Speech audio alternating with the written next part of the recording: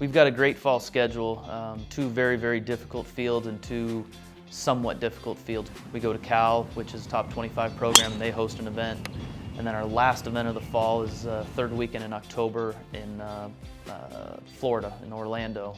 And that'll be probably one of the top two or three most difficult fields in the country for the entire school year. So our guys need to be ready to go in the next 10 days, and if they are, then we'll have a great fall, and if so, then we'll have a great ranking at the end of the fall. Pac-12 is always talented. It's very talented again. I think we have 4 teams in the preseason ranked inside the top 12 and another 2 between 15 and 25. So it's going to be a tough year. I mean, there's certainly Stanford's going to be really good, and Cal's good, and USC and UCLA, and certainly us.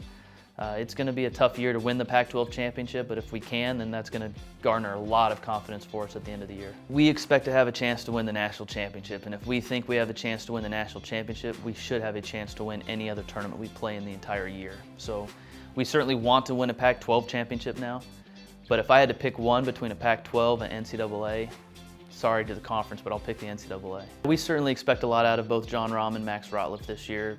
Both had a stroke average under 70 last year. Both had great years. They were 2 first-team All-Americans, the only school in the country that had more than 1 on their roster. Jon Rahm is still #1 in the world amateur rankings.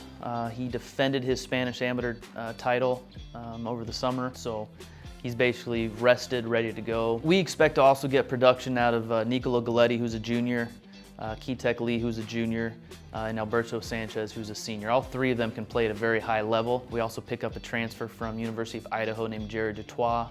He's Canadian, but he also averaged 69.6 last year, so we had a lot more depth. I mean, there's probably a decent amount of similarities between this team and 1990 in the sense that Phil was #1, Jon Rahm's #1, but there's a good core of 4, 5, or 6 players behind Phil and Jon that are going to basically be the key factors in winning a national championship, because you can't do it with one player. We're going to have a lot more experience than we did last year, so this is the year to hopefully get it done. Go Devils!